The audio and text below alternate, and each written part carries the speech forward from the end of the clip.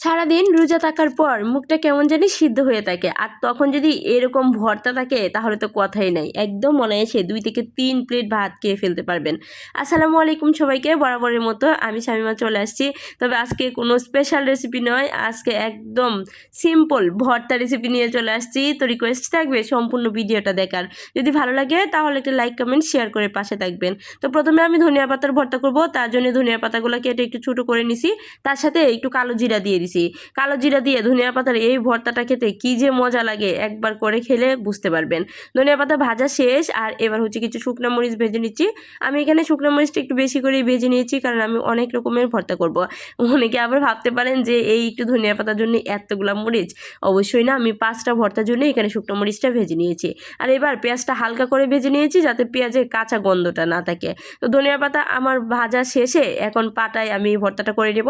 আপনারা চাইলে কিন্তু এই ভর্তাটা ব্লেন্ডারেও করতে পারেন, বাট আমি পাটাই করে নিচ্ছি। একটু রসুন, তারপর শুকনো মরিচ আর একটু পেঁয়াজ, সাথে হচ্ছে দিয়ে দিব স্বাদ মতো লবণ, সবগুলো একসাথে দিয়ে একদম মিহি একটা ভর্তা করে নিব।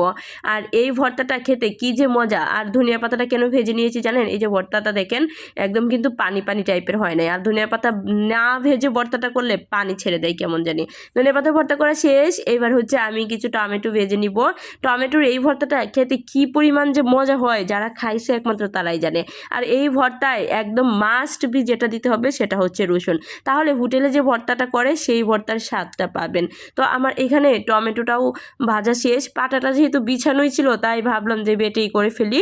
আপনারা চাইলে কিন্তু হাত দিয়ে এই টমেটো ভর্তাটা করে নিতে পারবেন, কারণ টমেটোটা তো এমনি নরম থাকে, তারপর ভাজা হয়েছে একদম হয়ে গেছে, মানে নরম হয়ে গেছে। কিন্তু পাটা যেহেতু বিছানো ছিল তাই আমি এই ভর্তাটাও পাটায় বেটেই করে নিলাম।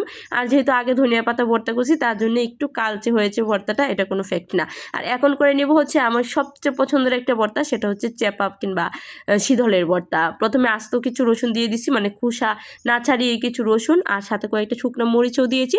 আজকে এই ভর্তাতে আমি কিছুটা হচ্ছে পেঁয়াজও ব্যবহার করব। আর রসুনগুলোর অবস্থা দেখেন, এই রসুনগুলো কিন্তু এইভাবে বেটে তারপর ভর্তা বানিয়ে খাওয়া যায়। কাঁচামরিচ দিয়ে যদি এই রসুনের ভর্তাটা করা হয় কি যে মজা লাগে। কিন্তু আমি আজকে এর সাথে যে চেপা কিংবা শীতলটাও ব্যবহার করব, কারণ আজকে তো আমার এই শীতল ভর্তাটা খেতেই হবে।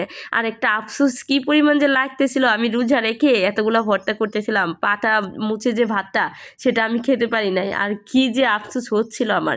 তো এবার হচ্ছে লবণ আর একটু পেঁয়াজ দিয়ে আমি ভর্তাটাও করে নিলাম। যাই হোক, 3টা ভর্তা অলরেডি আমার করা শেষ হয়ে গেছে। আর দেখেন ভর্তার লুকগুলা, আরও কিছু ভর্তা করার ইচ্ছা ছিল বাট সেগুলো আর হয়ে ওঠে নাই। আর এবার আমি করলাম কি, চুলায় একটু আলু আর ডিম সিদ্ধ করে নিলাম। শুকনো মরিচে অল্প একটু লবণ দিয়ে যদি শুকনো মরিচটা কষলানো যায় তাহলে একদম মিহি হয়ে যায়। আলুটা আমি একদম পুরোপুরাভাবে সিদ্ধ করে নিছি, এতে করে আলু ভর্তা করলে অনেক মজা লাগে। মানে পানি যদি না থাকে, সম্পূর্ণ পানিটা টেনে নিয়ে আলু ভর্তাটা করলে। এর মধ্যে দিয়ে দিলাম আগে থেকে কষলে রাখা একটু পেঁয়াজ আর মরিচ। এখন হচ্ছে একটু সরিষার তেলও দিয়ে দিচ্ছি, কারণ সরিষার তেল ছাড়া ভর্তা তো একদম ইনকমপ্লিট। একটু ধনিয়া পাতা দিয়ে এই ভর্তাটা আমি করে নিলাম। আর এই ভর্তাটা এত মজা হয়েছিল যে আমার হাজব্যান্ড শুধু এই ভর্তা দিয়ে অনেকগুলো ভাত খেয়েছিল। সবশেষে আমি যে ভর্তাটা করব সেটা হচ্ছে ডিম ভর্তা। ডিম ভর্তাও আমার খুবই পছন্দ। সেমভাবে আমি এর মধ্যে একটু মরিচ আর একটু পেঁয়াজ দিয়ে দিলাম, সব শেষে হচ্ছে দিয়ে দিলাম সরিষার তেল। তো আমার সব ভর্তা করা শেষ, কেমন লাগলো অবশ্যই জানাবেন।